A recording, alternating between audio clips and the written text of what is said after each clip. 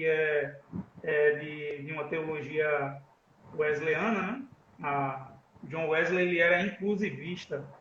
Então, é um tema importante para a gente e a gente queria trazer essa temática aí para o público, aí, para o pessoal ver que é um assunto difícil, complicado e bastante.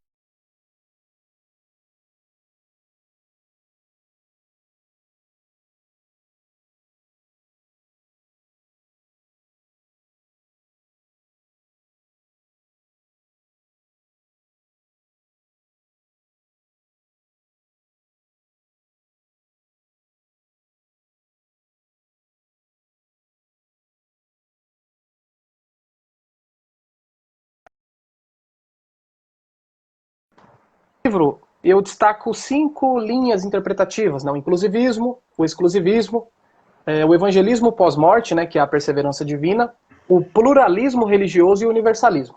Dessas 5, 2 são mais ortodoxas, né, o exclusivismo e o inclusivismo.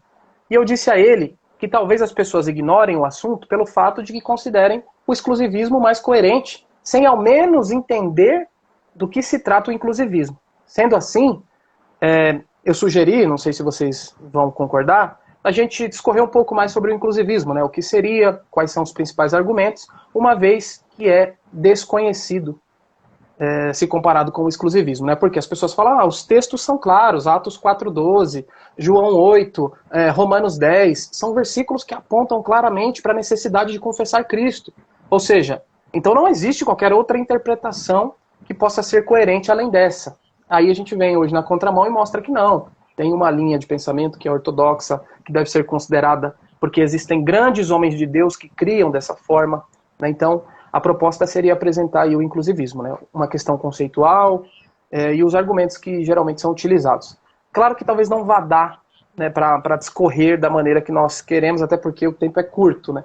Eu posso ficar mais ou menos até umas 10h30, 10h40, cara, e agora já é 9h20, então temos aí 1h10 mais ou menos, mas eu acho que dá para falar alguma coisa. De repente a gente faz uma parte 2 também, enfim, né, se ficar interessante, claro. Porque se for chato, você fala, não precisa não, a parte 1 tá ótima, obrigado, Deus abençoe.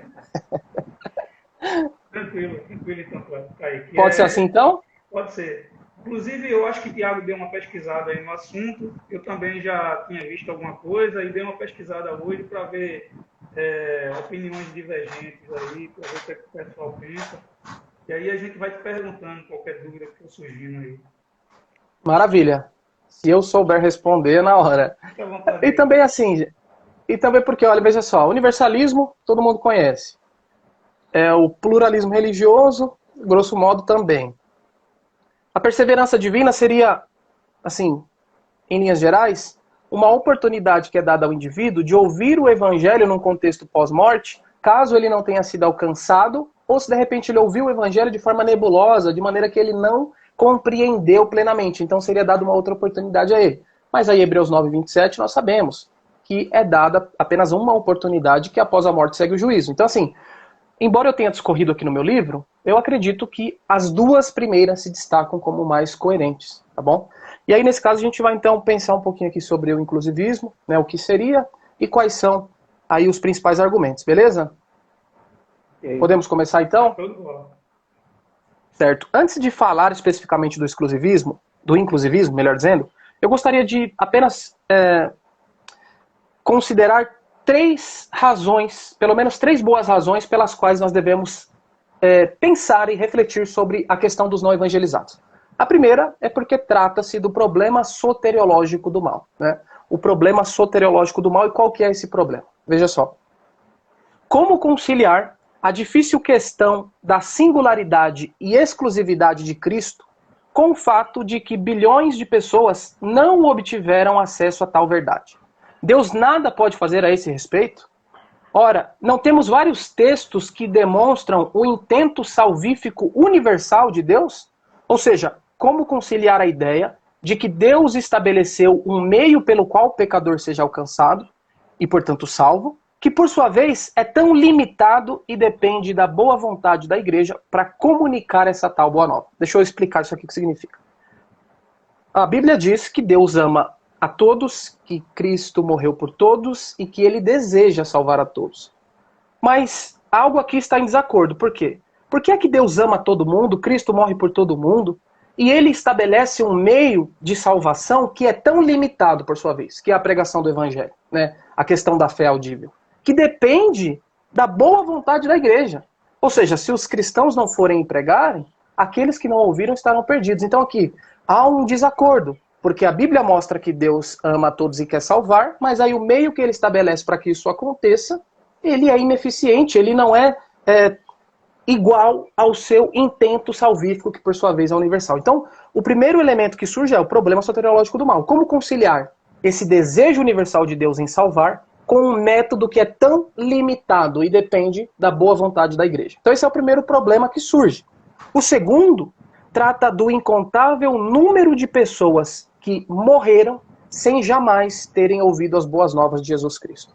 Se nós pararmos para pensar, eu quero aqui destacar, só para você ter uma noção.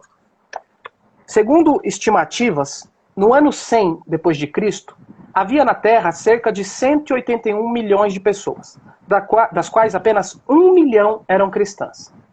Acredita-se que havia 60 mil grupos de povos não alcançados naquele tempo.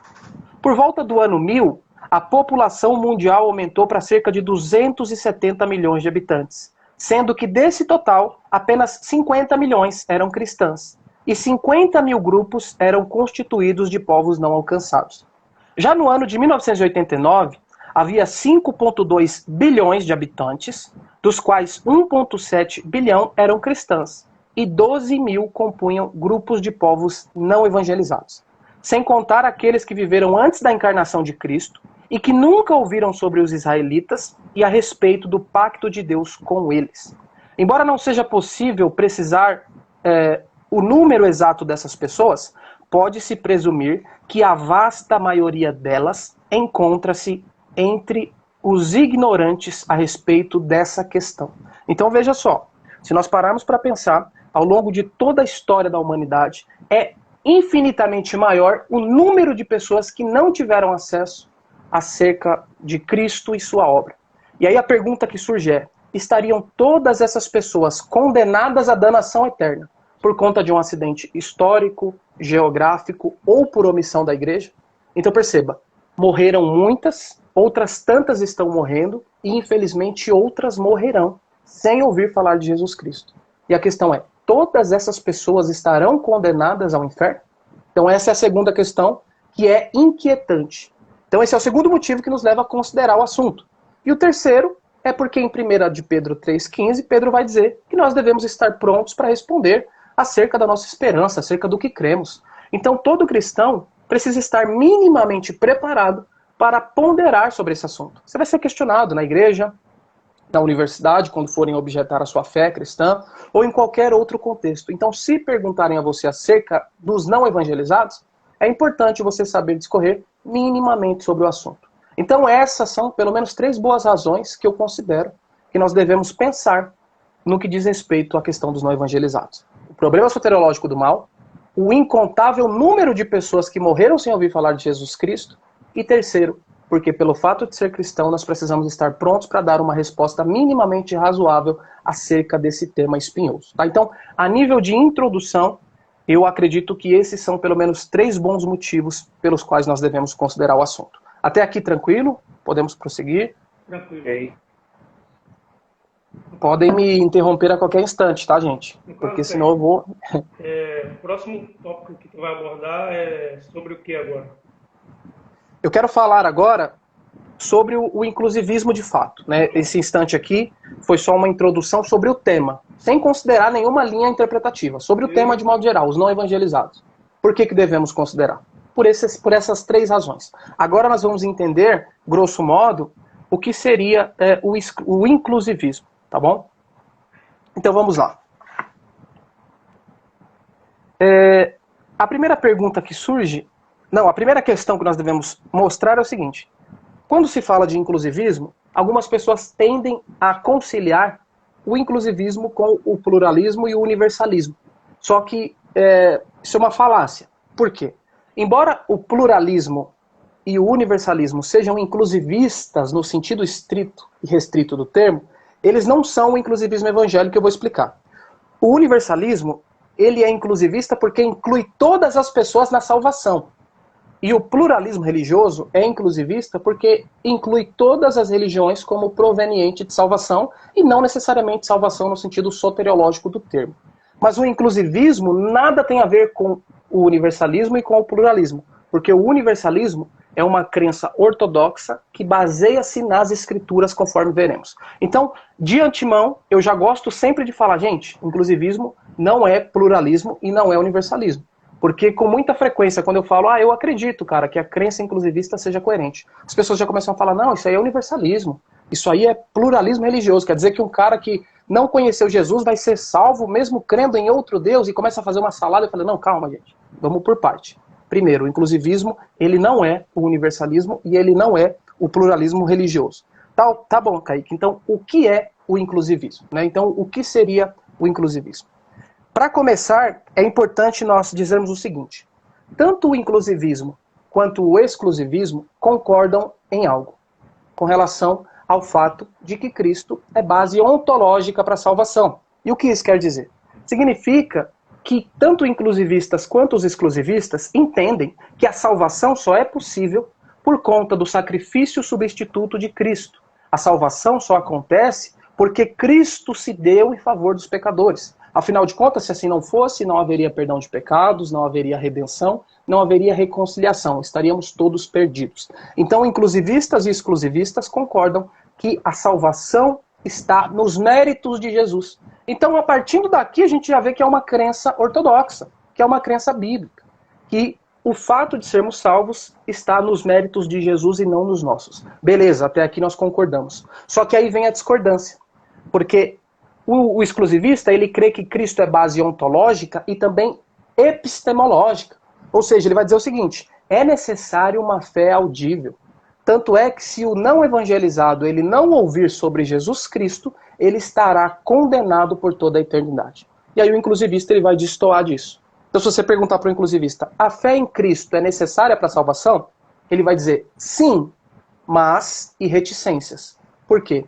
Porque o critério crer em Cristo, ele se faz necessário apenas para aqueles que têm condições para tal. Ou seja, Deus irá, né, solicitar e julgar as pessoas no que diz respeito a uma fé em Cristo apenas para aqueles que têm condições. Ou seja, nós que moramos no Brasil, que temos acesso ao Evangelho, nós precisamos crer em Jesus. Mas e aqueles que nunca ouviram? Eles precisam crer em Jesus Cristo? O inclusivista dirá, não necessariamente. É claro que o ideal seria que um missionário, um evangelista fosse enviado, falasse acerca do plano histórico redentivo, do amor de Deus, do sacrifício de Cristo, porque dessa forma a probabilidade desse camarada se converter, ela aumenta e muito. Mas só que essa não é uma realidade. A realidade é que existem pessoas que estão morrendo sem ouvir falar de Jesus Cristo. E aí a questão é, por não terem ouvido falar de Jesus, elas estão mortas? Condenadas à danação eterna, melhor dizendo? O inclusivista dirá, não necessariamente. Porque Deus pode alcançá-las por intermédio da revelação geral e providência. E aí nós vamos discorrer um pouco sobre isso. Eu quero apresentar 5 argumentos geralmente utilizados pelos inclusivistas, e um deles é baseado na revelação geral e providência. Mas a nível de conceito, o inclusivismo, grosso modo, é isso. É a ideia de que a salvação está baseada em Cristo, ontologicamente falando, mas que a fé audível se faz necessária apenas em contextos em que isso é possível. Tá? Então, por exemplo, as crenças monoteístas que rejeitam Jesus. Não, esse camarada, se ele rejeita Jesus Cristo, ele estará condenado. João 3,18, quem rejeita o Filho estará perdido. Então, um muçulmano que venha saber da existência de Jesus Cristo e o rejeita como Salvador, esse camarada não vai ser salvo. Tá? Então, é importante fazer essa pontuação também, porque o inclusivismo ele não é uma válvula de escape para as crenças monoteístas que rejeitam a Jesus. Tá? Então, conceitualmente, o que é o inclusivismo? Basicamente seria isso. A ideia de que a salvação só é possível pelos méritos de Cristo, mas que o crer em Jesus só se faz necessário em contextos em que isso é possível. Ok? Então, em questão conceitual, ficou alguma dúvida, algo não tão claro? Ou deu para compreender? Está claro, está bem claro. Tranquilo, está claro, Kaique. No caso, a posição inclusivista ela tem uma crença numa eficácia maior da revelação geral, né? Perfeito, exatamente. Quando eu for falar aqui acerca de um dos argumentos que são utilizados, eu vou falar sobre a revelação geral e providência, e aí até surge uma objeção, né? Poxa, se a revelação geral, ela pode de algum modo proporcionar salvação, será que nós não temos aí um livre-arbítrio, uma salvação por obras? E aí não. Até porque o conceito de graça preveniente em Wesley ele é bem interessante. Ele é diferente um pouco do arminianismo clássico, porque ele não é a graça preveniente não é manifesta apenas no ato da proclamação do evangelho, que é o que vai crer os arminianos clássicos. No caso, eu sou um arminiano clássico, mas eu creio diferente no que diz respeito à manifestação da graça preveniente. Eu tendo a crer como Wesley, né, nessa manifestação antropológica, cosmológica e pneumatológica. Vocês sabem melhor do que eu sobre isso, né? Mas enfim, né, vamos aí por partes. Essa questão conceitual, acredito que tenha ficado claro até aqui. Sim. Então é isso, né? Só resumindo, inclusivistas e exclusivistas concordam que Cristo é base ontológica, mas discordam que Cristo seja base epistemológica. Tá? Então, quando nós pensamos sobre o exclusivismo, nós vamos ver que Cipriano de Catargo, ele cunhou o termo, né, extra ecclesiam nullus salus, que significa, fora da igreja não há salvação. Ele vai dizer isso lá no contexto dos primórdios da era cristã, e ele está se referindo à igreja enquanto instituição.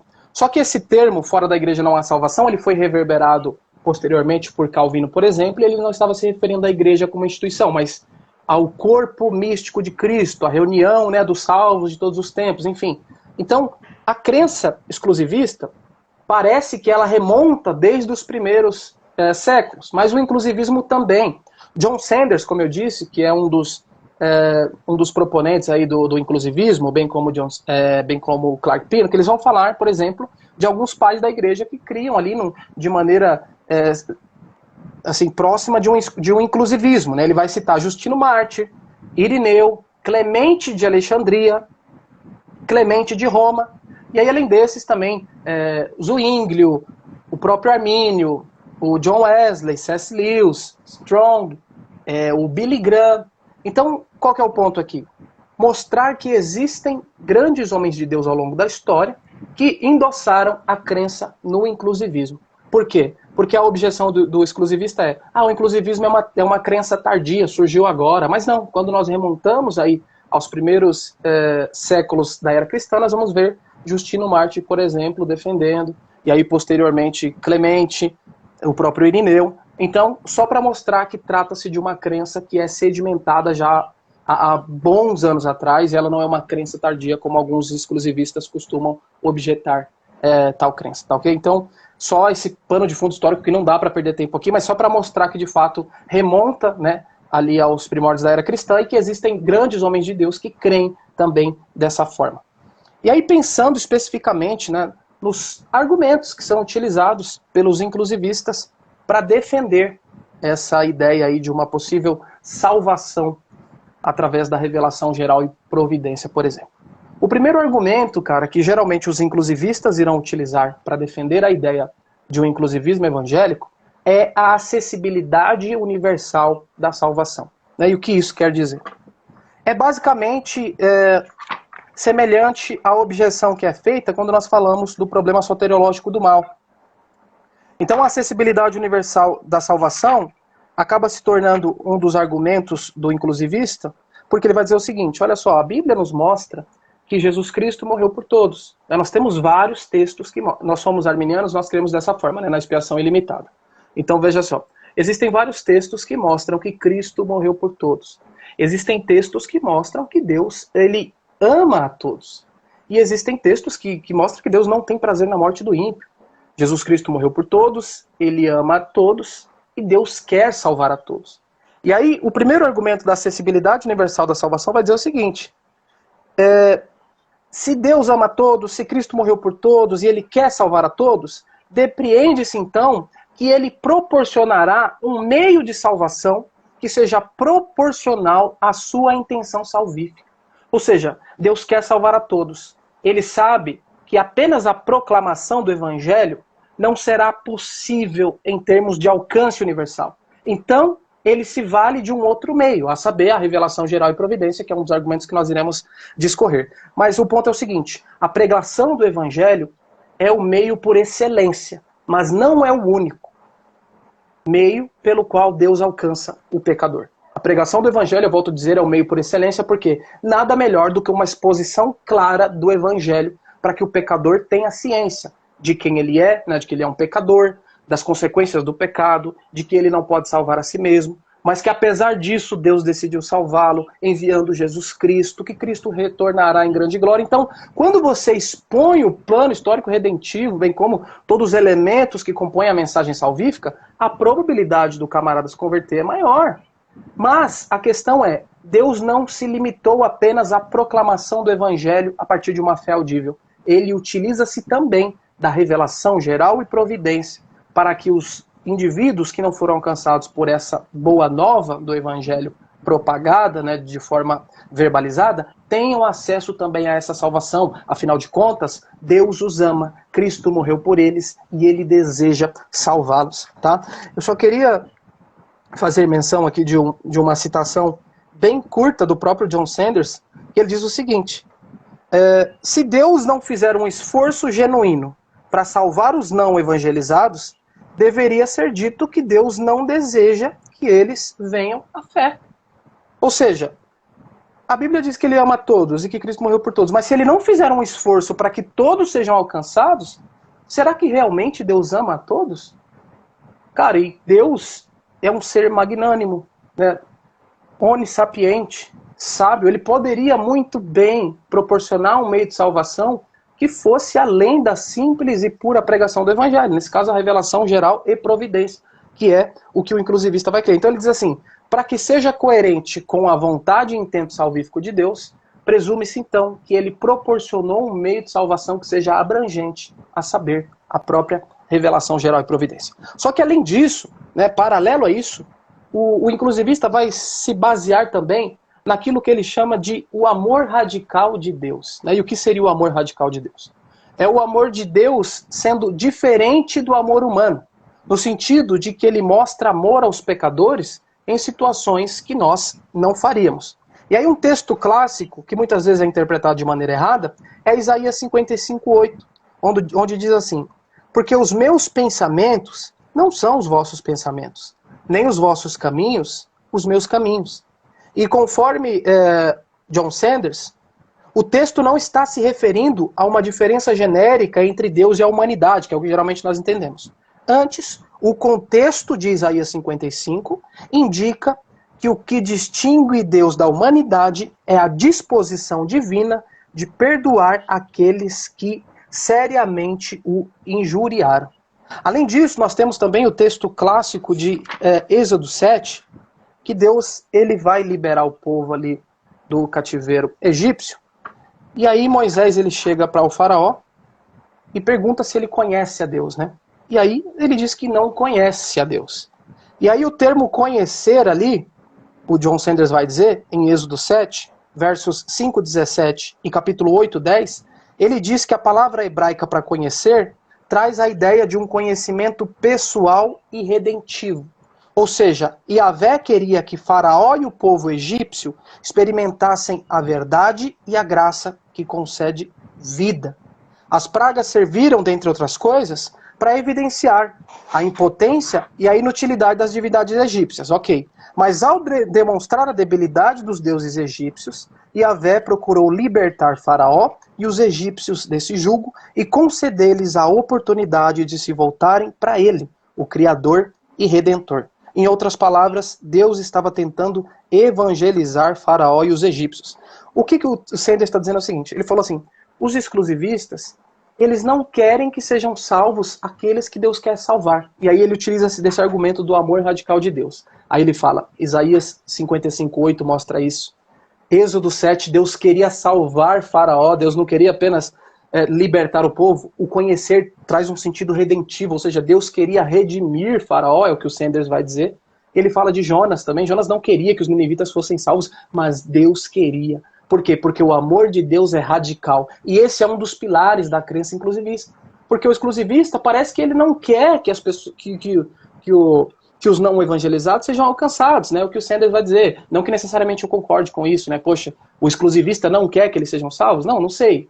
Esse não é o ponto. Mas ele está dizendo assim, cara, muitas vezes nós temos o coração endurecido e não queremos que determinados grupos sejam salvos. Quando nós olhamos para as Escrituras, nós vemos que o amor de Deus transcende o nosso e muito. E aí ele usa esses 3 textos para mostrar o amor radical de Deus. No sentido de que ele vai além e ele quer salvar. Cara, quando eu me deparei com essa verdade de Êxodo 7, eu falei, poxa vida, eu nunca imaginava que Deus queria não apenas libertar o povo, mas também redimir a Faraó, justamente por conta do seu amor radical. Você levantou a mão, Gustavo? Não.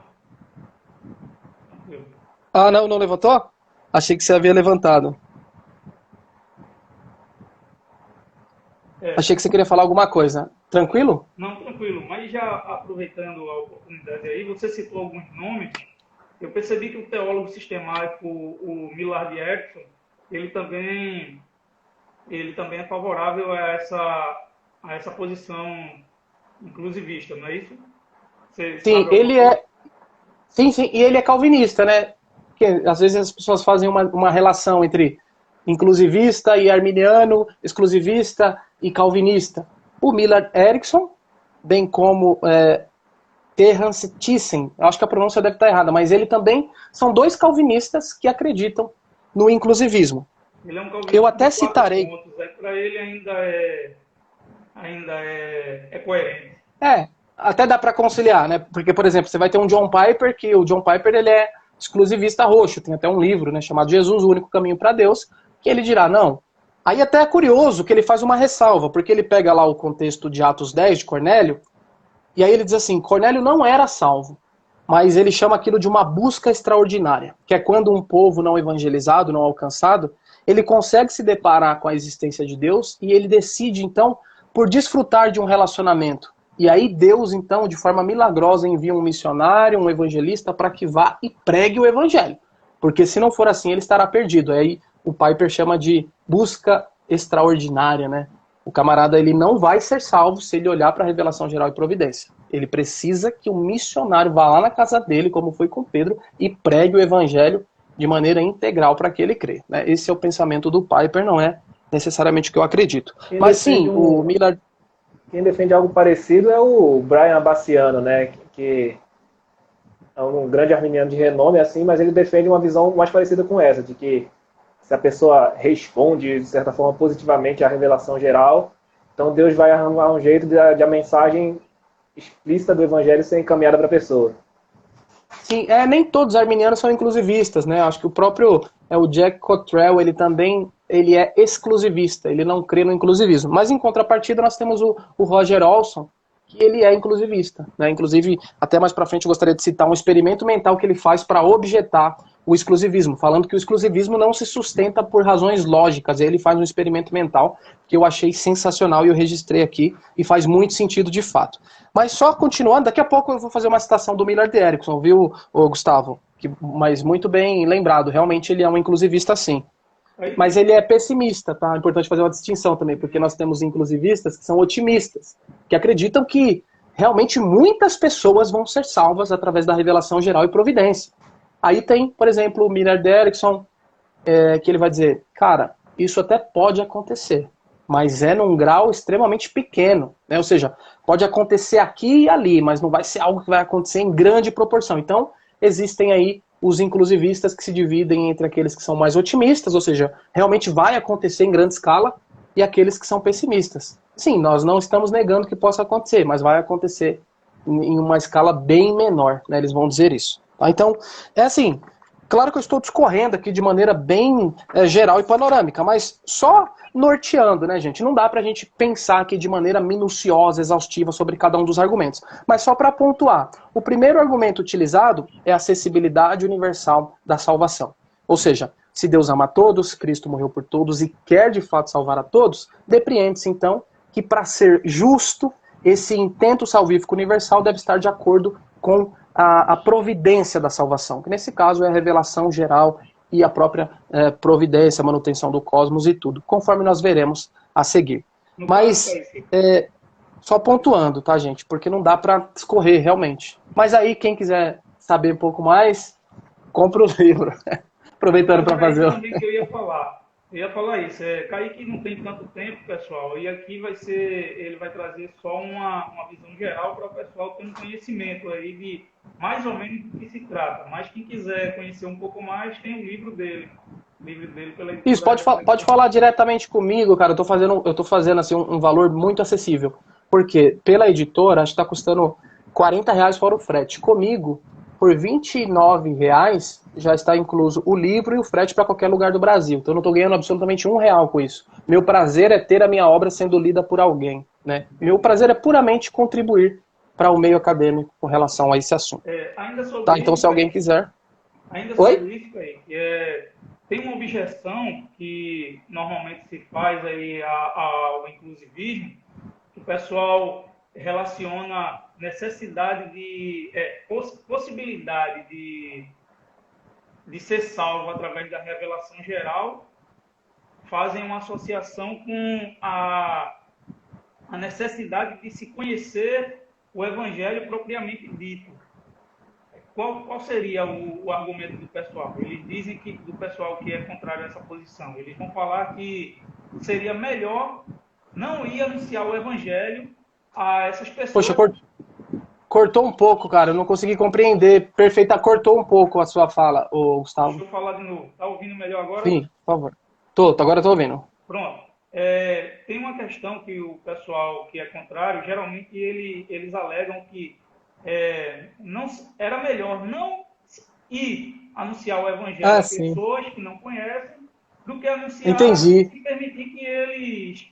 e ter a possibilidade deles rejeitarem ali e serem condenados. Então, eles fazem uma associação ao ouvir o evangelho, né? E não ao se converter por conta da revelação. Então, o que acontece é o seguinte, é bem maliciosa essa objeção, né? E ela não se sustenta porque eles dizem o seguinte, ó, se as pessoas serão salvas sem ouvir o evangelho, é melhor que o missionário não vá. Porque se ele for e pregar e aquela pessoa rejeitar, aí ela estará perdida. Só que ela estava salva antes. Ou seja, ele está presumindo que existe uma salvação por ignorância. Só que o inclusivismo não defende salvação por ignorância. Tanto é que nem todos os não evangelizados serão salvos. Isso é óbvio. Entre os não evangelizados, existem aqueles que olharão para a revelação geral e providência e eles irão querer desfrutar de um relacionamento com Deus. Mas não é a grande maioria. Não são todos. E aí, inclusive, talvez esteja até atropelando aqui a ordem das falas que eu gostaria, mas não tem problema. Vamos conversando aqui e aí a gente vai se falando, hein? De qualquer forma. Então, qual que é o ponto? O Sanders vai dizer o seguinte, aqueles que falam que o missionário não deve ir, porque se ele for e pregar, pode ser que a pessoa rejeite o evangelho e, portanto, se perca, uma vez que ela já estava salva por ignorância, eles estão sendo desonestos intelectualmente.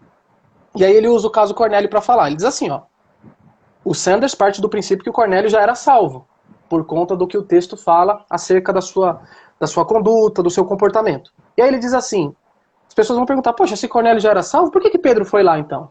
Cornélio já não era salvo? Por quê? Aí ele vai argumentar duas coisas. A primeira, ele faz uma diferenciação entre crentes e cristãos. Né? Quem são os crentes? Aqueles que são justificados, mesmo que não tenham conhecimento de Cristo, como é o caso dos crentes pré-messiânicos, os crentes do Antigo Testamento. Eles eram salvos por crer em Deus. Jesus Cristo ainda não estava no mundo como personagem histórica, né? Não havia encarnado. Tal. Então eles eram salvos por crer em Deus, eles são crentes.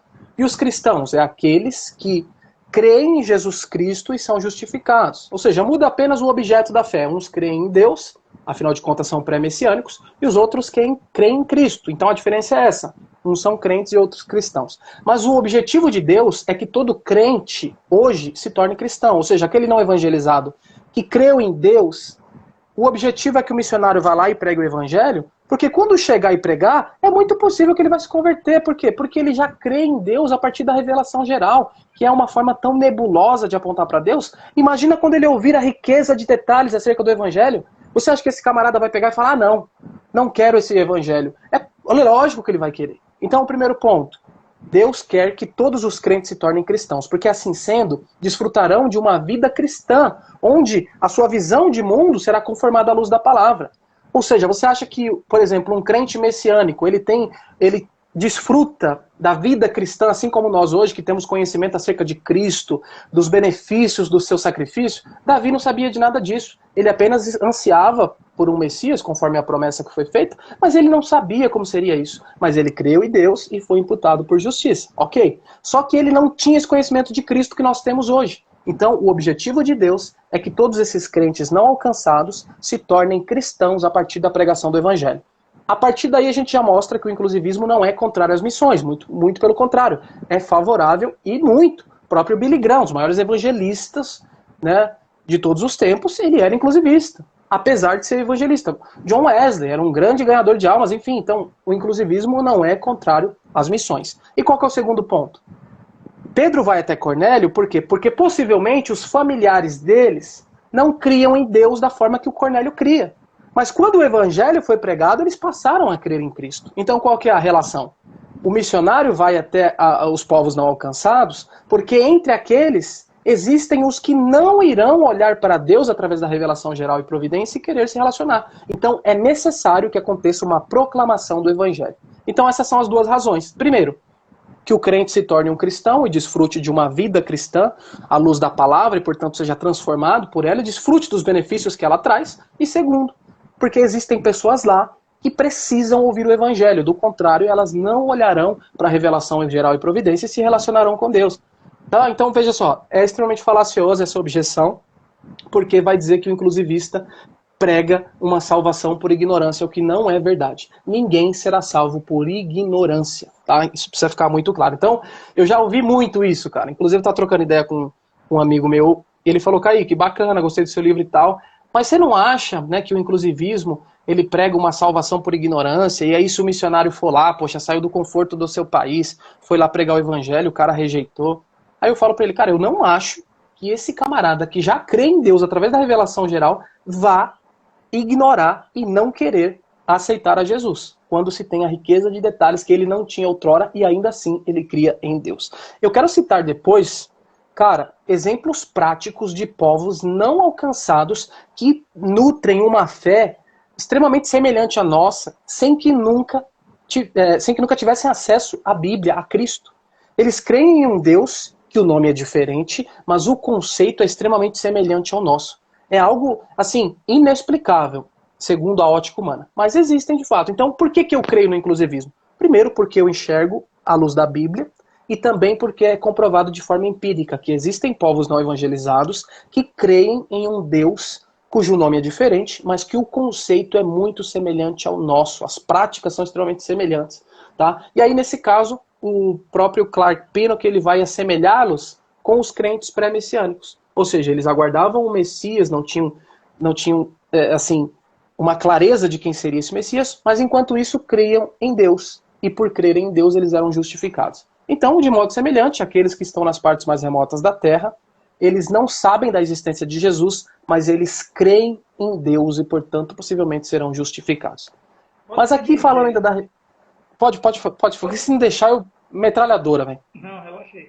Pode-se dizer, Kaique, que a forma como os santos foram salvos no Antigo Testamento, boa parte deles não tinham conhecimento sobre a obra de Cristo, sobre quem era Cristo e o que ele ia fazer, se relaciona a esses povos não evangelizados, nessa sua perspectiva? Sim, então, um dos argumentos acerca do inclusivismo é justamente os crentes pré-messiânicos. São aqueles que eles eram salvos por crer em Deus. A Bíblia mostra claramente que no Antigo Pacto eles não criam em Jesus, eles não tinham uma ciência da existência do Cristo que viria e morreria, né, em seus lugares e tudo, eles não tinham ciência disso, né? Mas o que acontece? Eles criam em Deus. E por crerem em Deus, eles eram justificados. E aí a sua pergunta eu respondo da seguinte maneira. O Clark Pinnock, como eu disse, é um dos proponentes aí do inclusivismo, ele faz uma relação. E ele diz o seguinte, assim como E aí, para ficar mais claro, eu preciso citar aquilo que eu falei, que o Don Rickardson ele mostra em seu livro O Fator Melquisedeque, dos indivíduos que cultuavam a Deus, mesmo sem ter uma ciência da existência de Deus. Veja só. Me permita ler e na sequência eu já vou explicar melhor. Ele diz assim, ó. Os Karens, o povo não alcançado, se chamam carenses da Birmânia. Eles aguardavam o irmão branco com um livro parecido com aquele que seus antepassados perderam há muito tempo. Eles diziam que o autor é Ivuá, né? Eles chamam Deus de Ivuá, que significa, na sua língua, o Deus Supremo. Então eles aguardavam esse irmão branco com um livro parecido com aquele que seus antepassados perderam há muito tempo, e eles diziam que o autor desse livro é Ivuá, que significa o Deus Supremo. Diziam também que o irmão branco, ao dar-lhes o livro perdido, iria assim libertá-los de todos os que os oprimem. Aliás, é incrível como na busca pelo Criador, os carianenses observavam práticas extremamente semelhantes às cristãs, dentre as quais vemos que, através de hinos, exaltavam a eternidade de Ivuá, bem como o fato de ser o Criador. Ainda outro demonstra profunda apreciação pela onipotência e onisciência de Ivuá. Há ainda uma canção de esperança que fala de um rei que vai voltar. É possível também perceber provérbios contra a idolatria e ênfases sobre o dever do homem amar a Deus e ao próximo. Ademais, eram chamados ao arrependimento e eram advertidos acerca da oração que não deveria ser negligenciada. Observa-se, por fim, a existência de uma história relativa ao distanciamento do homem para com Deus, semelhante ao capítulo 1 de Gênesis. Enfim, esses relatos sobre a similaridade entre os carienses em sua busca pelo Criador, bem como sobre o relacionamento que nutriam com o mesmo, apesar de não conhecê-lo, conforme o relato bíblico que temos, são impressionantes. E aí não será exagero comparar esses que aguardavam a vinda do homem branco, portador do livro branco, para lidar de formas mais claras acerca do Deus Supremo. Não é exagero compararmos com os crentes pré-messiânicos informacionalmente. Isso é, em termos de informações, eles estavam antes de Cristo. No sentido de que aguardavam a revelação especial de Deus. E aí, olha só que interessante. Eles estavam aguardando esse homem branco e, de fato, em 1817, um missionário americano batista muito piedoso, chamado Adoniran Judson, chega à Birmânia. E, consequentemente, dentro de um curto espaço de tempo, temos relatos de um avivamento sem igual entre os povos da Birmânia. Mas aí a pergunta é a seguinte: mas e quanto aos que morreram antes da chegada do irmão branco, né, desse missionário? Nesse caso, podemos crer que eles foram salvos, uma vez que nutriam a fé no Deus Supremo, assim como os crentes pré-messiânicos? Isso daqui foi um start tanto para mim. Porque eu pensei exatamente isso. Eu falei, olha só, esses carenses da Birmânia, eles estavam aguardando um homem branco que viria com um livro que foi escrito pelo Deus Supremo. As práticas deles são semelhantes às nossas, enquanto cristãos, e eles estavam aguardando ansiosos. Mas enquanto isso, eles nutriam uma fé e um relacionamento pessoal com esse Deus Supremo. E aí, em 1817, muito tempo depois, realmente chega lá o homem branco, que é o Adoniran Judson, prega o evangelho e acontece um avivamento. Mas a pergunta é, e aqueles que morreram antes do Adoniran Judson chegar? Será que eles não podem ser comparados com os crentes pré-messiânicos? Por quê? Porque eles morreram antes de ter acesso ao evangelho. Assim como os crentes do Antigo Testamento morreram antes de vir Cristo. Mas eles foram salvos. Por quê? Porque eles criam em Deus. De modo semelhante, aqueles carenses da Birmânia criam em Deus, mas não tiveram acesso ao evangelho, porque morreram antes de Cristo voltar, no caso, a proclamação do evangelho. Então, nesse caso, Clark Pinnock vai dizer, esses camaradas são como os crentes pré-messiânicos, informacionalmente falando. E eu concordo, eu acredito que faz muito sentido. Porque o que nós vamos fazer? Nós vamos dizer que esses caras todos, eles foram condenados ao inferno? Mesmo ele crendo nesse Deus Supremo, o nome é diferente, é Ivuá. O nosso nome é Yahvé, né, o Deus Todo-Poderoso. Mas o conceito, onisciência, onipotência, eram contra a idolatria. Veja só, um país pagão contra a idolatria. Eles deviam amar a Deus e ao próximo, e não deviam negligenciar a oração. Se você não sabe que eles adoram um Deus chamado Ivuá, você vai falar, esses camaradas são crentes. Por quê? Porque as práticas são exatamente como as nossas. Então esse é o ponto. Então, informacionalmente falando, os crentes pré-messiânicos estão iguaizinhos àqueles que não foram alcançados, mas que nutrem a fé em um Deus que se revela a eles através da revelação geral e providência. E aí o que eu gosto de falar...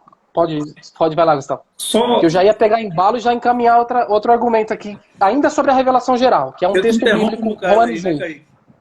Pode interromper, que senão...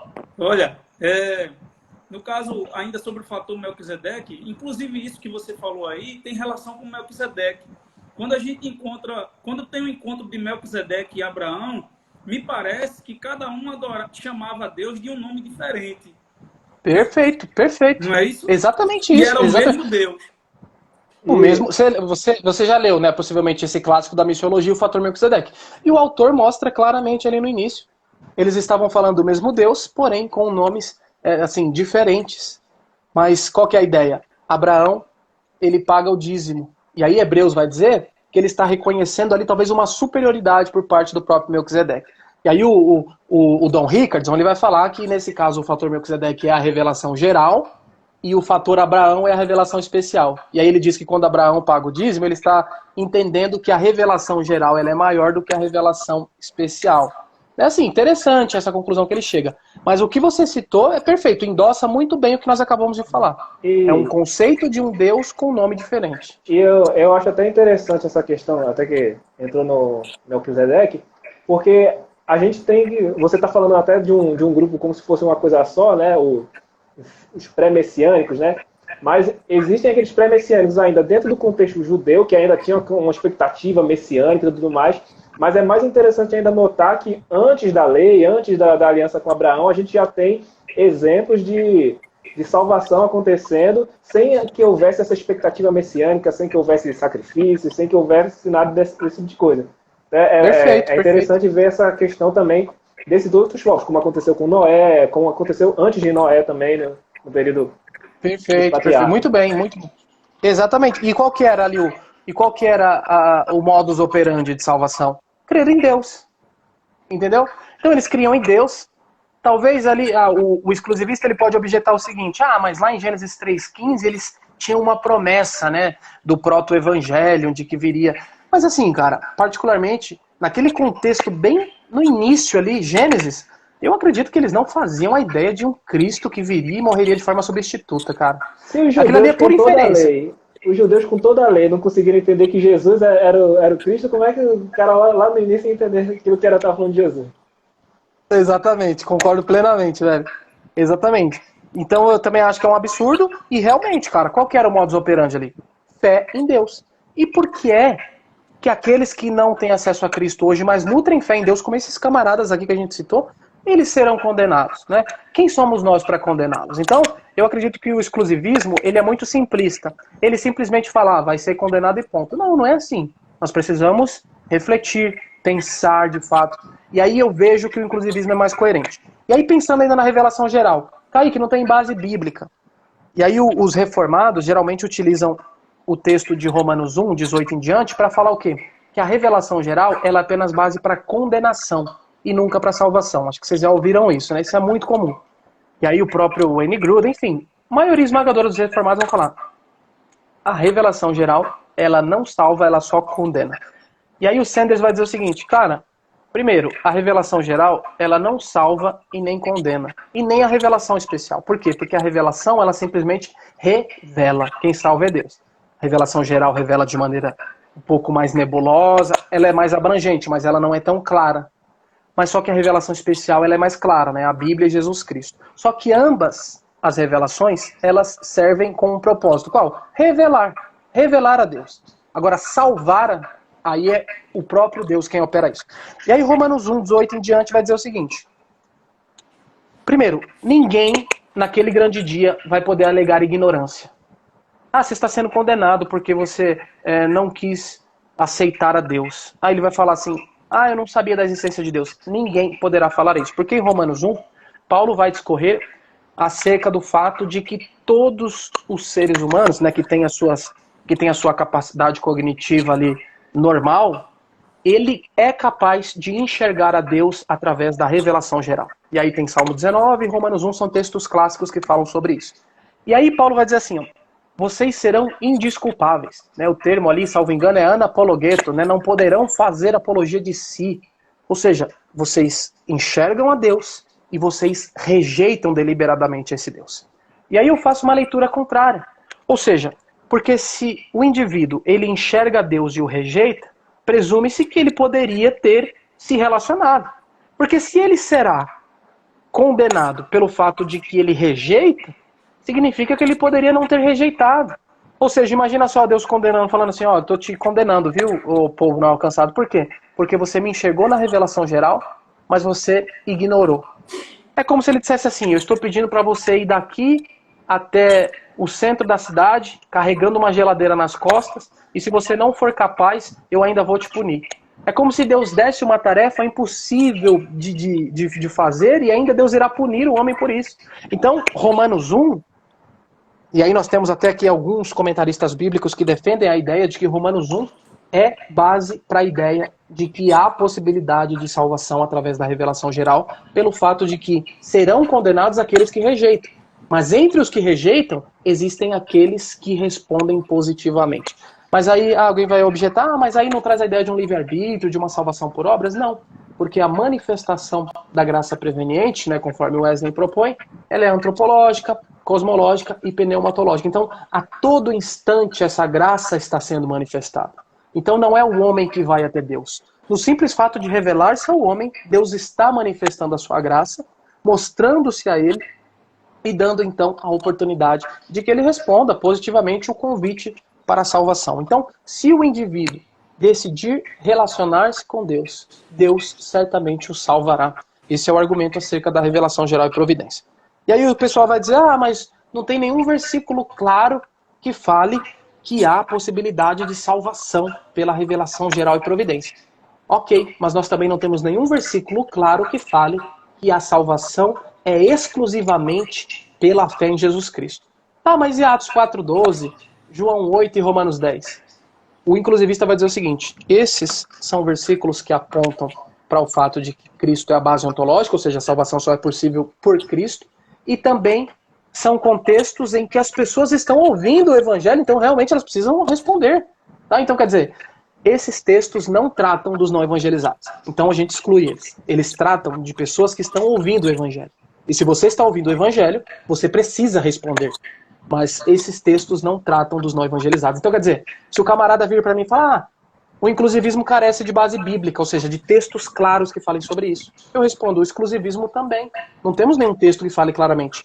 Para ser salvo, o indivíduo precisa de uma fé audível, né? Confessar Cristo como seu Senhor e Salvador pessoal. Não tem, mas a ideia, ela está implícita ali. Né? Então, Romanos 1 é um dos textos que geralmente são utilizados para defender essa ideia. Inclusive, tá? Caí, pode falar, meu irmão. Inclusive, a posição reformada é que, em Romanos 1 ali, os homens eles chegam ao conhecimento de Deus, mas eles suprimem esse conhecimento, né?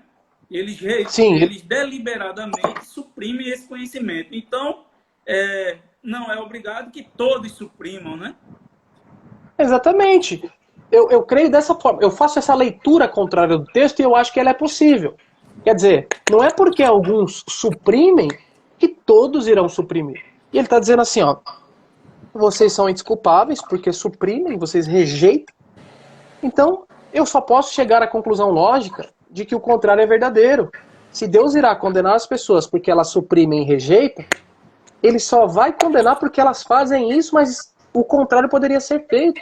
Ou seja, eu tô te condenando, Gustavo, porque você... vou usar um exemplo bobo aqui. Sei lá, cara. Até foge, assim. Mas deu pra captar a ideia, né? No sentido de, poxa vida, né? Eu estou pedindo a vocês que façam algo, mas que é impossível de ser feito. É tipo isso, eu tô pedindo pra você, faça isso, mas não é possível você fazer. E eu ainda vou te punir por isso.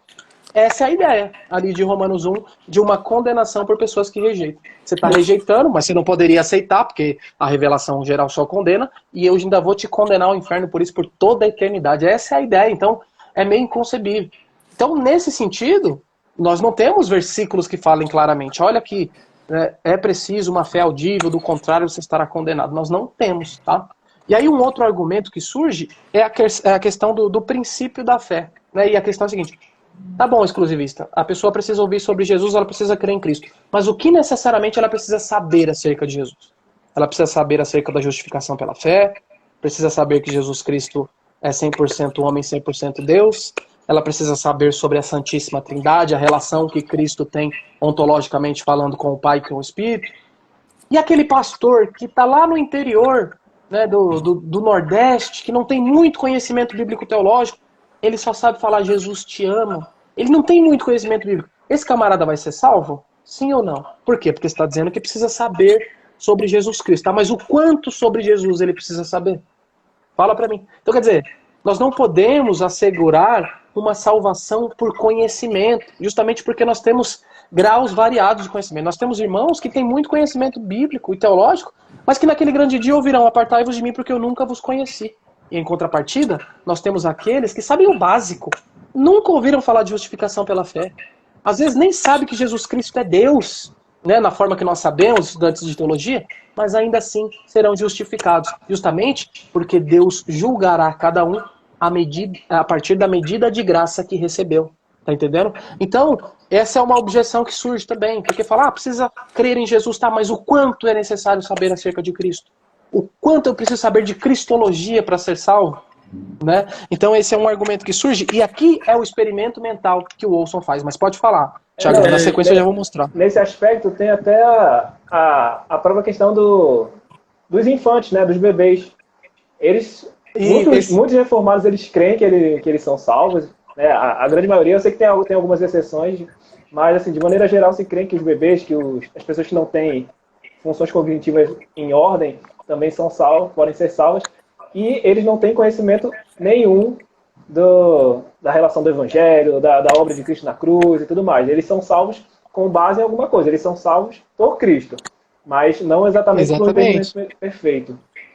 Kaique, então, deixa eu só pegar um gancho aqui na... Não, beleza. Eu só pegar um gancho na fala do... tempo, Kaique, pra ficar com a gente? A live tá muito boa, cara. Eu não queria terminar, não. Até 10h40, né? 10h40. Agora é 10h16 agora? É. Isso. Acho que mais umas meia hora, 40 minutos, cara. Até 11.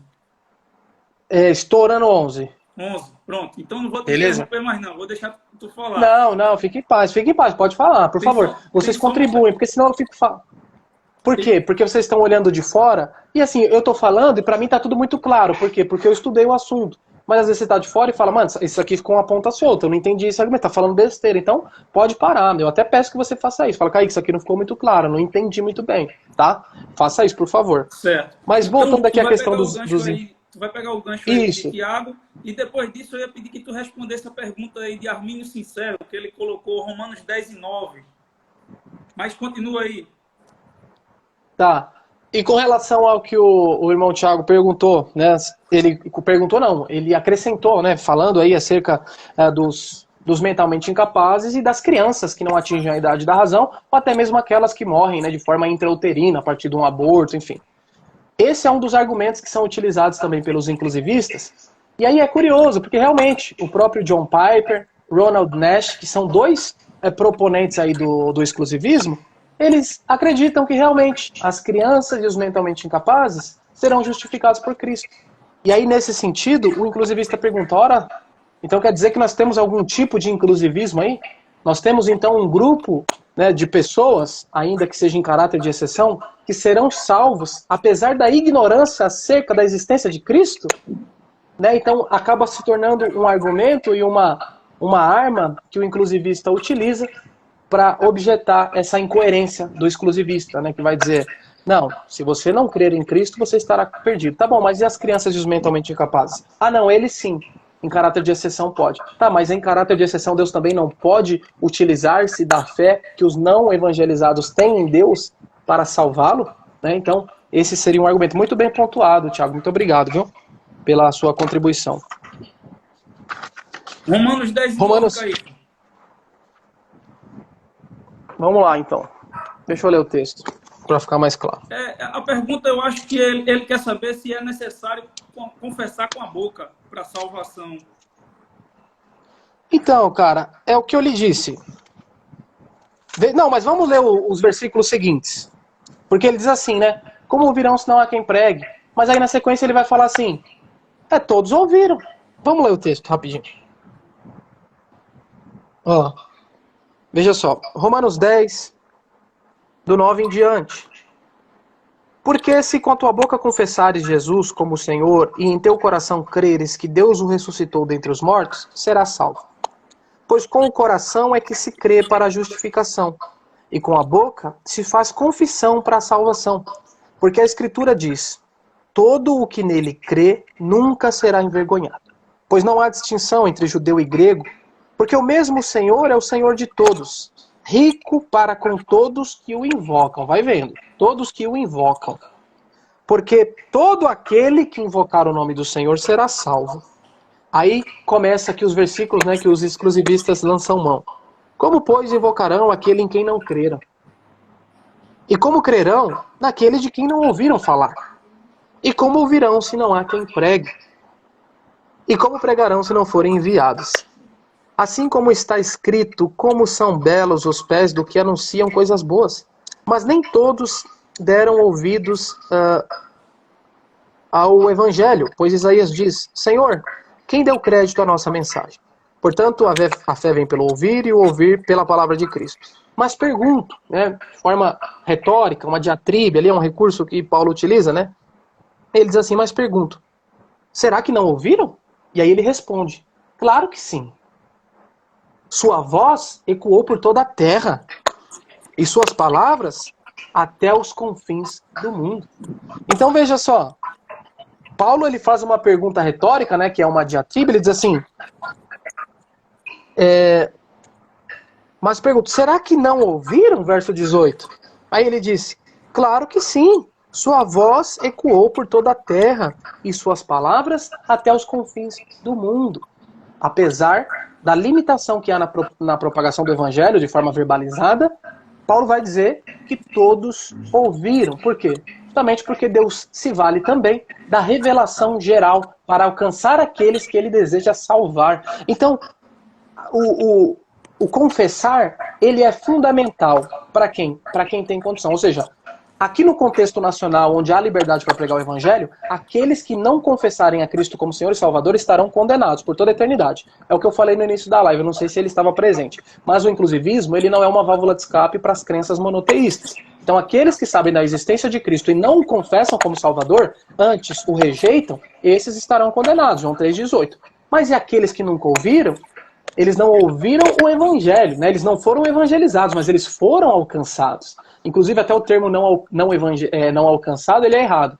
O termo correto é não evangelizado. Eles não foram evangelizados, não ouviram o evangelho, mas alcançados eles foram. Porque a revelação geral, ela faz esse papel de alcance universal para ser coerente com o intento salvífico de Deus, que por sua vez também é universal. Tá? Então, eu responderia o seguinte, é necessário confessar Cristo como Salvador? Sim, em contextos em que isso é possível, porque Deus irá requerer fé em Cristo daqueles que têm condições para isso. E aí nós utilizaríamos as crianças, os mentalmente incapazes e os próprios não evangelizados, que creem em Deus, como eu citei o exemplo aqui dos carenses da Birmânia, que nutriam uma fé em Deus que é de dar inveja em alguns crentes, em alguns cristãos, e que talvez, né, os exclusivistas dirão, não serão salvos porque não ouviram sobre Jesus. Tá, mas eles tinham uma fé em Deus diferenciada. E aí depois chegou lá o missionário, houve um avivamento, mas os que morreram antes possivelmente foram justificados, assim como os crentes pré-messiânicos. Tá? Então, a resposta seria essa. Eu não sei se ficou a contento, mas basicamente isso. Né? É fundamental? Sim, em contextos em que isso é possível. E aí, o próprio texto de Romanos 2 vai falar, né, que Deus vai julgar cada um a partir da medida de graça que recebeu. Claro que eu estou aqui parafraseando, não está nessas palavras, mas o que dá a entender é isso.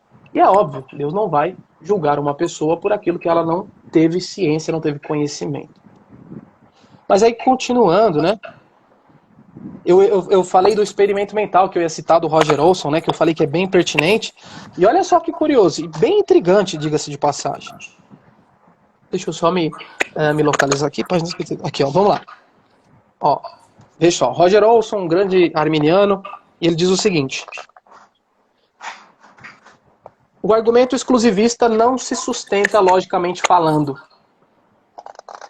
Diante disso, Roger Olson sugere o caso de um hipotético judeu alexandrino que viveu talvez ali em 50 depois de Cristo, ou pouco antes disso, que não ouviu sobre Jesus, mas foi um crente fiel em Javé. E, por sua vez, desfrutava de salvação pela fé abraâmica, como Simeão, Ana e possivelmente Cornélio.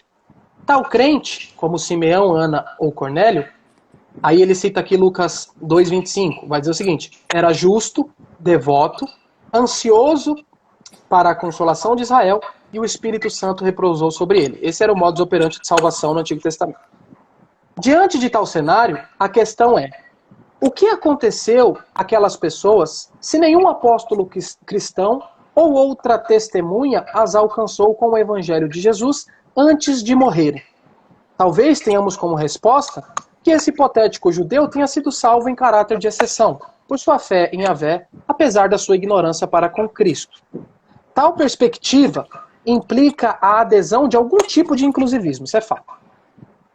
E aí, nesse caso, a salvação estava baseada na presciência de Deus, segundo a qual ele sabia exatamente quais seriam os que iriam crer, né? Essa daí é a resposta que o exclusivista dá para tentar sair desse bico de sinuca.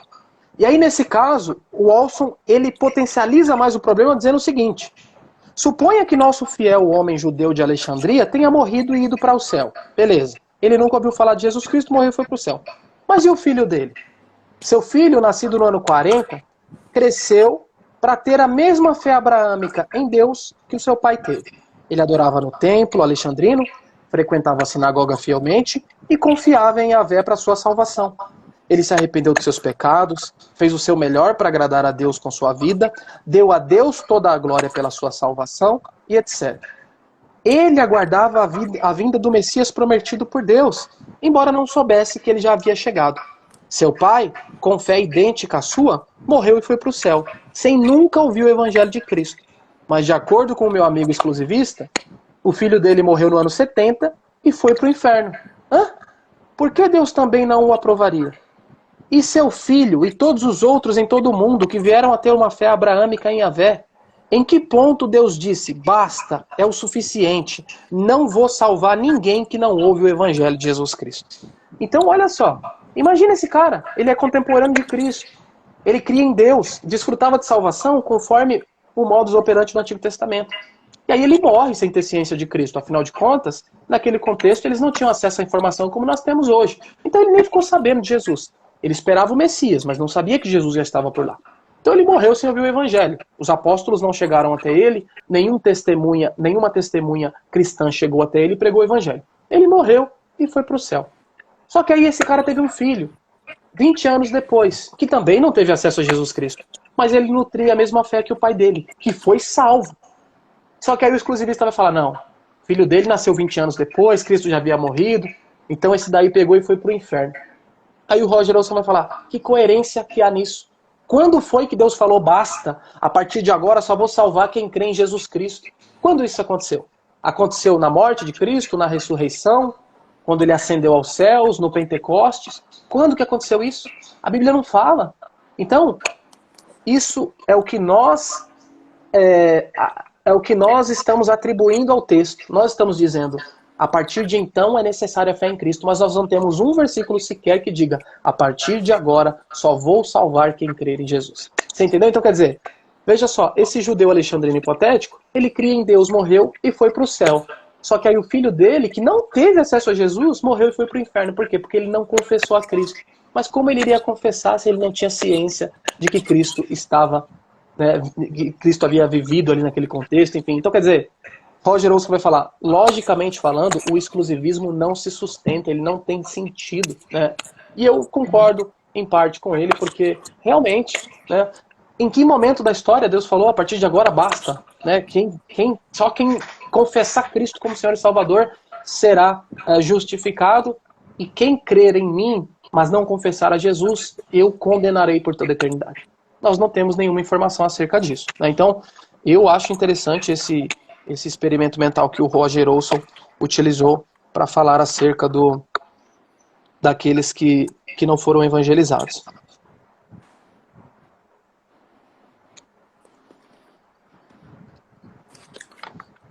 Kaique. Até aí, tranquilo? Opa! Tranquilo. Enquanto tu tá se organizando aí, teve uma pergunta aqui de um amigo, e ele pergunta qual o objetivo de Jesus ter ido ao inferno pregar os espíritos em prisão. Tem alguma relação com o tema, esse texto? Então, os que creem na perseverança divina ou no evangelismo pós-morte vão utilizar esses textos justamente para dizer isso, né? Olha, aquelas pessoas que não tiveram a possibilidade de ouvir o evangelho de forma clara, ou que não ouviram, fica tranquilo, eles vão ter uma outra oportunidade. Afinal de contas, Cristo foi ao inferno pregar o evangelho, né? Esse é um argumento que a perseverança divina utiliza, mas eu não consigo crer dessa forma, primeiro, porque existem ali múltiplas interpretações acerca dessa ida de Cristo, né? Alguns asseveram, por exemplo, que Cristo não foi pregar uma mensagem de arrependimento, mas uma mensagem de vitória, dizendo que ele triunfou sobre a morte, né? Esse é um dos argumentos que são utilizados. Mas o que mais me leva a crer que não há uma possibilidade de salvação no contexto pós-morte é Hebreus 9, 27. Para mim, esse texto ele é muito claro, cara. Então, a eternidade simplesmente será reflexo das atitudes e vida que tivermos aqui, enquanto estamos vivos. Né? Então, não haverá essa possibilidade.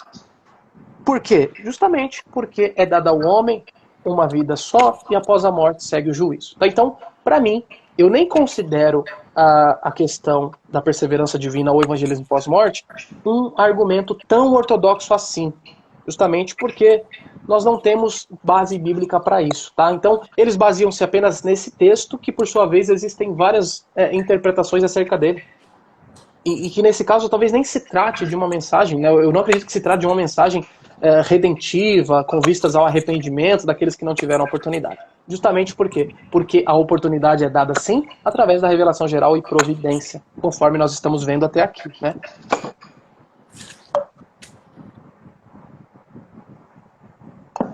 Deixa eu só pegar aqui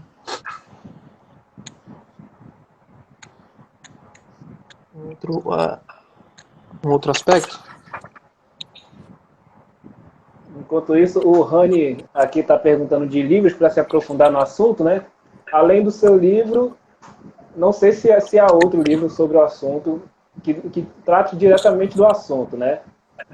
Mas deixa eu pegar aqui. Português. Ó, é o que eu falei. Tem esse, que é do ano 2000. Ele tá ao contrário ou dá pra ler? E aqueles que nunca ouviram, né? Aí aqui é interessante que ele tá editado pelo John Sanders e ele apresenta 3 linhas de interpretação, né? Que é o inclusivismo, o exclusivismo e o evangelismo pós-morte. É esse livro aqui, ó, do ano 2000. O John Sanders foi quem editou. E tem esse outro aqui, que será dos que nunca ouviram. Ele tem uma vertente mais exclusivista. Ele cita o inclusivismo apenas para bater. Ele não é assim mais amistoso no diálogo, né? Ele cita justamente para fazer algumas objeções.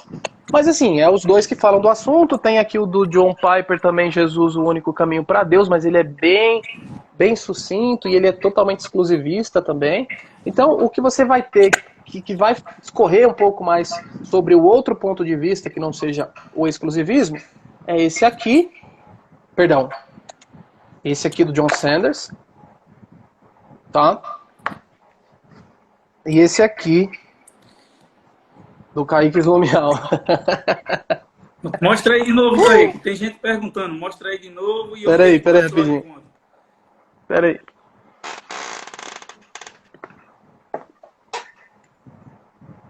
Qual? Você quer que mostre qual? Todos? O teu. Ah, o meu? O meu é esse aqui, ó. Beleza? Pronto, o livro do Kaique é o tema da nossa live. Você pode entrar em contato com o Kaique. Você pode comprar na editora Reflexão ou pode entrar em contato com o Kaique aí em cima. Ele, na página dele, a página Teologia Expressa, Você manda uma mensagem lá e ele vai te responder aí e dizer como é que faz. Mas aí, Kaique, vamos Exatamente. lá, aí, por conta do tempo aí. Beleza. Então, a questão é a seguinte, ó. Ó, como a gente acabou atropelando aqui a gente não, eu acabei atropelando um pouco, porque as perguntas foram surgindo, a gente não vai ficar postergando para responder, a gente responde na hora. Então, qual que é o ponto? Existem basicamente 5 argumentos, né? Nós já falamos aqui, eu vou ressaltar quais são, e aí eu gostaria agora que levantassem aí algum questionamento, até por parte de vocês mesmo, para a gente começar a desenvolver as ideias. Alguém que estiver assistindo quiser perguntar também, legal.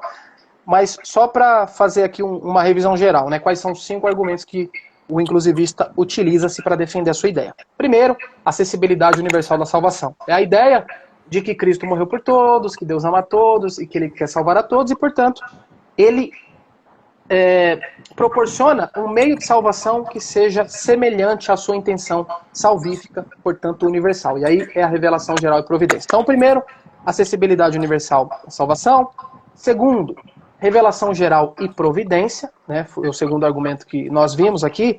E aí nós mostramos, por exemplo, Romanos capítulo 1, dos versos 18 em diante, que se Deus condenará aqueles que suprimem e rejeitam, presume-se então que os que não suprimem e não rejeitam antes, eles recebem de bom grado, esses serão aceitos por Deus, né? Nós fizemos esse entendimento aqui. Aí na sequência eu mostrei que eu creio no inclusivismo, primeiro, porque eu consigo enxergar melhor na escritura, e segundo, também por conta dessa comprovação empírica, utilizando aí o livro clássico da missiologia, o Fator Melquisedeque, que ele nos mostra povos, na verdade ele mostra muito mais povos, mas eu peguei apenas um a nível de exemplo para nós entendermos que existem pessoas que, embora não tenham sido alcançadas pelo Evangelho e nem tenham acesso à Bíblia, ainda assim elas desfrutam de um relacionamento que muitas vezes parece estranho a nós, porque realmente é algo inacreditável. Então, eu creio nisso porque a Bíblia me mostra, e segundo, porque é empiricamente comprovado a partir desses casos específicos. O terceiro argumento é o princípio da fé, né? Que aí nós perguntamos, o quanto a pessoa precisa saber acerca de Jesus Cristo para ser salva? Ela precisa saber sobre cristologia, ela precisa entender soteriologia, né, hamartiologia, ela precisa ter um conhecimento apurado sobre a doutrina do pecado, sobre cristologia, sobre a união hipostática, sobre o fato de que Cristo é Deus, enfim. E aí nós vimos que não necessariamente, que Deus irá julgar cada um à medida de graça e luz que recebeu. Até porque nós temos pastores que não são tão conhecedores de teologia, mas em contrapartida nós temos aqueles que são bons conhecedores, mas que talvez ouvirão de Cristo, apartai-vos de mim porque eu nunca vos conheci. Então, o conhecimento por si não salva, né? O conhecimento puro e simples. Isso aí é gnosticismo. O gnosticismo que prega a ideia de uma salvação por um conhecimento, né? O Sanders até vai dizer isso. Então, o princípio da fé é isso, né? O que eu preciso conhecer acerca de Jesus para ser salvo? E aí, na sequência, o quarto argumento são os crentes pré-messiânicos, ou seja, aqueles do Antigo Testamento que eram salvos por crer em Deus. Eles não criam em Cristo, obviamente, porque Cristo ainda não havia sido revelado como personagem histórica, né? Cristo não havia encarnado ainda. Então, no contexto veterotestamentário, os santos do Antigo Testamento, eles eram salvos por crer em Deus. De modo semelhante, Deus poderá justificar aqueles que creem nele e não creem em Cristo. Por que não creem em Cristo? Porque eles não conseguem, ninguém pregou o evangelho para eles. Tá? Então, esse é o quarto argumento. E o quinto argumento que nós utilizamos, que eu aponto aqui no meu livro, é justamente o fato das crianças e os mentalmente incapazes, onde há uma certa incoerência por parte dos exclusivistas que acreditam que as crianças que não atingem a idade da razão e morrem também de forma intrauterina, bem como aqueles que possuem algum tipo de incapacidade mental, eles serão salvos, serão justificados, apesar da sua ignorância acerca de Cristo. Então, se existem esses grupos que serão justificados, apesar da ignorância, em caráter de exceção, né? Por que então que Deus não pode utilizar esse mesmo fator para justificar aqueles que não foram alcançados pelo Evangelho, mas foram alcançados pela revelação geral e, portanto, eles decidiram se relacionar com Deus, conforme nós vimos os exemplos práticos aqui. Tá? Então, esses são os argumentos que eu utilizo. Claro que eles estão muito mais bem trabalhados no livro. A live não nos permite. Eu também não vou ficar lendo o livro para você, né? Aqui nós estamos conversando baseando-se em tópicos, né? Dando apenas uns nortes daquilo que nós utilizamos como os argumentos principais do inclusivismo, tá? Então, nesse instante, se tiverem aí algumas objeções para a gente conversar, acho que seria interessante falar, Kaique, eu acho que não faz muito sentido, não tem base bíblica e tal. Eu acho que tem um ponto que talvez possa ser... Você deu uma pincelada rápida, mas que talvez seja interessante esclarecer um pouquinho mais, da questão do evangelismo, né? Que você vê que o inclusivismo ele não é exatamente contra o evangelismo, mas você tocou mais na questão de seria melhor não evangelizar. Mas como o inclusivismo ele encorajaria, de certa forma, o evangelismo? Porque o que pode se argumentar é que não, se a pessoa tem, entre aspas, condições de se salvar mesmo sem a pregação do evangelho, o que vai mover a igreja ao evangelismo, né? Então, algo nessa perspectiva. Tá, beleza. Né? Tá, o inclusivismo e as missões, ele encoraja ou é melhor que os missionários não vão, né, não se dediquem às missões? Cara, o Sanders, ele apresenta 2 bons argumentos. Primeiro, ele faz aquela diferenciação que eu falei, não sei se ficou tão clara, do crente e o cristão, né? O crente é aquele que crê em Deus, no caso, um povo não alcançado que creu em Deus, e o cristão somos nós. Nós cremos em Cristo, fomos justificados, nós temos uma Bíblia, temos livros teológicos, então nós temos aqui uma possibilidade de crescer em graça e conhecimento que é, né, algo maravilhoso. O crente lá da Birmânia, não. Ele só creu em Deus a partir da revelação geral. Tá salvo, maravilha. Mas ele não desfruta dessa riqueza da vida cristã que nós desfrutamos. Então qual que é o objetivo das missões? O Sanders vai dizer o seguinte: Deus quer que esses crentes se tornem cristãos. Então por que os missionários têm que ir lá? Porque chegando lá, eles vão falar sobre o Cristo que os salvou. Eles não sabem quem é o Cristo que os salvou. Eles apenas creem em Deus. Mas eles vão ficar sabendo, a partir de então, que um certo Cristo morreu de forma substituta, que o seu precioso sangue foi vertido na cruz do Calvário, dando a eles salvação, que do contrário, eles jamais seriam salvos. Então, a partir daí, eles passarão de crentes para cristãos, eles terão uma Bíblia e a sua visão de mundo serão conformadas à luz da palavra. Então eles vão desfrutar daquilo que nós desfrutamos hoje, daquilo que os crentes pré-messiânicos não desfrutaram em termos de cristianismo, porque eles morreram antes do advento de Cristo encarnado. Então, o primeiro fator, por que o inclusivismo incentiva as missões? Porque nós queremos que aqueles camaradas que são os nossos irmãos e desfrutam de salvação, eles desfrutem daquilo que nós sabemos também, que Cristo retornará em grande glória, que nós estaremos com Ele pelos séculos dos séculos, de eternidade em eternidade. Eles não sabem nada disso. Por quê? Porque nós temos ciência, porque nós temos uma Bíblia. A palavra de Deus que foi revelada a nós nos conta tudo isso. Eles não sabem de nada disso. Eles apenas sabem da existência de um Deus que os foi revelado a partir da revelação geral. Então, vá às missões primeiro por isso, para que aqueles nossos irmãos se tornem cristãos, no sentido estrito do termo, né? Passem de crentes para cristãos. Eles já são salvos, mas sendo cristãos, desfrutarão de bênçãos maiores. Segundo ponto, lá entre os da Birmânia, vou usar a Birmânia como exemplo porque foi o que nós lemos. Entre os da Birmânia, existem aqueles que, como Cornélio, eles crerão em Deus, só com a revelação geral e providência. Mas existem outros que, como na família de Cornélio, possivelmente não crerão em Deus só com a revelação geral. Então é fundamental que esteja lá um missionário. Por quê? Porque o missionário, ao expor o plano histórico redentivo, falar de toda a salvação de maneira minuciosa, é muito provável que a probabilidade desse camarada se converter aumente. Então, quer dizer, existem pessoas que irão se converter apenas com a revelação geral e providência? Sim, mas existem aquelas que precisarão ouvir o evangelho. Então essas são duas razões pelas quais o inclusivismo incentiva as missões. Para que os nossos irmãos crentes se tornem cristãos e para que aqueles que não conseguirão enxergar Deus na revelação geral e providência tenham acesso a partir da proclamação do evangelho. Tá? Não sei se ficou contente, mas basicamente seria isso. Então, quer dizer, o inclusivismo não é contrário às missões. Né? Nós não pregamos uma salvação por ignorância. Muito pelo contrário. Inclusive, vão ter muitos não evangelizados que vão morrer e serão condenados, infelizmente. Porque se existem pessoas que rejeitam o próprio evangelho, aqui no Brasil, você prega o evangelho e o cara fala, beleza, mas eu não quero, amigo. Imagina aqueles que têm acesso só à revelação geral. Então, quer dizer, mesmo com a pregação do evangelho, tem alguém que rejeita.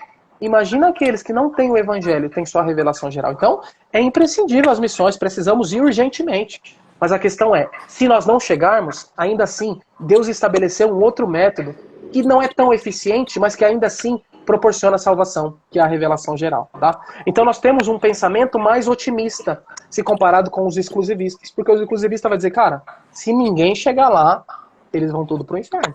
Aí o inclusivista vai dizer, cara, vamos nos esforçar para chegar. Mas se porventura nós não chegarmos, Deus ainda assim providenciou uma outra forma. Revelação geral e providência, tá bom? Então, acredito que basicamente seria por essas duas razões, cara. Embora nesse caso aí, a revelação geral, ela é muito mais nebulosa, né? Ela é nebulosa e a gente não vai poder ver completamente, né? Então, as chances de salvação são menores, não é isso? Exatamente. Bem menores, cara. É o que eu tô dizendo. Aqui no Brasil, cara, eu tô evangelizando meus irmãos há anos e eles rejeitam. Imagina esses caras que estão lá num lugar lotado de idolatria, paganismo. Mas ainda assim, existem aqueles que irão crer em Deus, como são o caso dos carenses da Birmânia. Você vê que eles até se retiravam da idolatria, ou seja, traz a ideia de um contexto pagão, idólatra, mas que eles entendiam que os que adorassem Iruá deveriam se destacar da idolatria e paganismo. Ou seja, não estou dizendo aqui que todo povo não alcançado é puro. Claro que não, totalmente depravado, pecador, precisa de Deus para salvação. Idólatra, sim, mas entre eles existem aqueles que conseguem ainda enxergar Deus e relacionar-se com eles. Como, Kaique?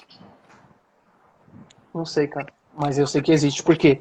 Porque o Dom Richardson nos mostra aí o fator Melquisedeque. Não só esse caso, vários outros, entendeu? Duas perguntas, Kaique. Uma é mais um esclarecimento. Para você esclarecer o que é revelação geral, que a gente falou tanto, mas talvez tenha alguém aí que não saiba o que é essa revelação geral. E a outra questão é de um rapaz aqui, Gabriel, ele pergunta... Isso é uma pergunta clara.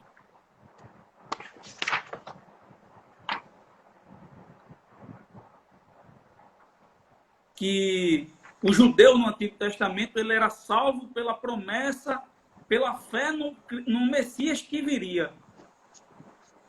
Aí ele relaciona a salvação, a fé no Messias que viria. Eu, particularmente, já vi Augusto Nicodemo citar isso.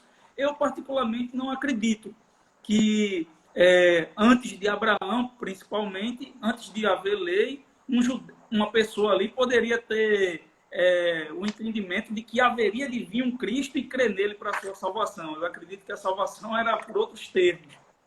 Não, era por crer em Deus, e como o próprio Tiagão mostrou pra gente, cara, lá no início, antes que existisse lei, assim, né, antes que fosse dada a lei ao povo, antes que eles tivessem qualquer ciência de um Messias que viria, eles tinham apenas ali o Gênesis 3,15, que era um proto-evangelho, uma promessa de um Messias, mas que na verdade é uma inferência, que o texto não diz isso. E ali naquele contexto, eles eram justificados por crer em Deus. Né? Noé, o próprio Abraão. Então, quer dizer, eu concordo plenamente com você. Eu acredito que o modus operandi de salvação no contexto veterotestamentário era a partir de uma fé em Deus. Né? Romanos capítulo de número 4. Né? Davi e Abraão, eles foram justificados por crer em Deus. É o que o texto vai nos dizer. Então, eu creio dessa forma. Né? Não creio que eles estavam aguardando, né, um Cristo que viria e morreria de forma substituta na cruz do Calvário e ressuscitaria ao terceiro dia, ascenderia aos céus e tal. Eles não tinham compreensão disso, cara. Entendeu? Mas aí você perguntou, né, sobre a revelação geral, né? Isso. Então, nós temos dois textos na Bíblia que falam sobre a revelação geral. Né? Salmo 19 diz que os céus proclamam a glória de Deus e os firmamentos anunciam as obras de suas mãos. E aí o próprio Romanos 1 também fala, né, acerca da revelação geral. E o que seria isso? Seria o descortinar do próprio Deus a nós. Deus decidiu revelar-se a nós. Afinal de contas, se assim não fosse, jamais teríamos ciência da sua existência. Nós só sabemos da existência de Deus porque ele decidiu se revelar a nós. E como isso ocorre? De duas formas. A partir da revelação geral, que é uma revelação mais abrangente, que ela é percebida a partir das coisas criadas, né? Além disso, também, nós temos um senso de moralidade, né, que nos faz perceber o que é certo e o que é errado. Inclusive, aonde quer que seja, qualquer lugar do mundo, existe o senso de moralidade, existem algumas coisas que eles sabem que não podem fazer. Eu diria também que matar, eu acho que é algo universal. Onde quer que você esteja, você sabe que matar é errado. Mentir, enfim. Então, existe esse senso de moralidade que foi colocado em nós e faz parte da revelação geral. Então, a revelação geral é algo abrangente e Deus decidiu mostrar-se a nós, Deus decidiu descortinar e aparecer a nós. A revelação geral, como eu disse, ela é abrangente, mas ao mesmo tempo ela é um pouco mais nebulosa, ela não é tão clara, se comparada com a revelação especial. E aí, revelação especial, nós temos a Bíblia e Jesus Cristo, que são formas de revelação especial. O que é a revelação especial? São revelações mais claras acerca de Deus, do seu caráter, os seus atributos, né? Aquilo que nós aprendemos em teontologia, na teologia sistemática. Então, aprendemos sobre Deus, o seu caráter, os seus atributos, a forma que ele se relaciona conosco, né? Então, revelação, nós temos esses dois tipos, geral e especial. A geral é abrangente, porém um pouco nebulosa, ela não nos fala muito acerca de Deus tanto quanto nós gostaríamos de enxergar, mas em contrapartida nós temos a revelação especial que trata disso. Ela nos fala com um pouco mais de riqueza de detalhes acerca da natureza de Deus, da sua relação com o povo ao longo da história, do plano histórico redentivo, e aí Jesus Cristo também é uma forma de revelação especial. Então eu diria, assim, grosso modo, que revelação consiste nisso. É porque já está dando... Você tem mais alguma pergunta? Tiago, tem alguma, Tiago? Não, acho que já tá bom. É porque... O cara da hora. É, por causa da hora, cara. Eu acho que já é fogo. Tá excelente. A última live que eu participei, pra você ter noção, eu participei de uma live aqui alguns dias atrás, a gente ficou 4 horas conversando. 4 horas. Você assistiu? Aquela lá foi da hora, foi 4 horas conversando. Meu, e passou tão rápido, velho. E foi algo maravilhoso. Essa daqui eu não tinha tanto tempo, mas também 4 horas ia ficar bem cansativo. Mas pelo menos mais um pouco aqui já seria deu legal. Quase duas, né? e passou voando. Aqui também. já deu quase 2, passou voando. Então, assim, gente, só pra resumir a ideia, né? Eu volto a dizer, é um assunto espinhoso que sempre chamou minha atenção, e quando eu comecei a pesquisar, eu passei a considerar de maneira um pouco mais, assim, pé no chão. Antes eu era exclusivista, eu acreditava, não, cara, não ouviu, paciência, os textos aí são claros e dizem isso. Só que quando eu comecei a pesquisar, eu falei, não é bem dessa forma, né? E aí eu considerei, hoje eu sou inclusivista, não tenho problema nenhum com relação a isso, falo de forma aberta.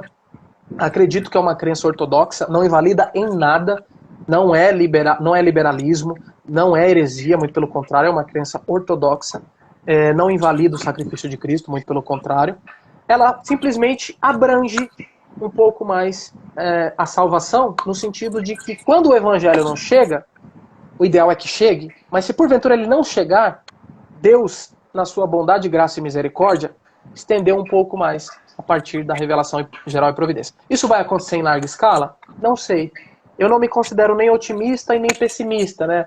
Eu ainda não sei, cara, se isso vai acontecer em larga escala, mas eu sei que acontece, eu sei que vai acontecer, né? E glória a Deus por isso. Mas eu incentivo as missões, o evangelismo, precisamos ir. Mas se porventura não chegarmos, Deus é tão bom que providenciou a acessibilidade universal através da revelação geral e providência. Então, esses são aí os argumentos, grosso modo. Tem aí o exclusivismo, tem o pluralismo, o universalismo e até o evangelismo pós-morte. Estão todos no livro. Assim, o livro ficou bem escrito, cara, modéstia à parte. Talvez eu não consegui expressar tão bem aqui tudo o que eu gostaria, mas o livro, embora introdutório, ele foi bem pesquisado. E eu acredito que vai agregar àqueles que decidirem adquirir. Tá? É bom você ter na sua estante, cara, porque é um assunto pouco explorado. Até exclusivo, diga-se de passagem. Então, se vocês quiserem, podem entrar em contato comigo. Eu estou fazendo um preço bem promocional, não estou ganhando R$1 com isso, né? Inclusive, eu peguei, só para você ter uma noção, eu peguei por 29 com a editora para repassar, e eu estou fazendo por 29 e o frete está saindo do meu bolso. Tá? Então, Se você quiser, entre em contato e eu mando para você, só pelo prazer de ter alguém lendo a obra que nós aí produzimos. Tá bom? Pronto, tranquilo.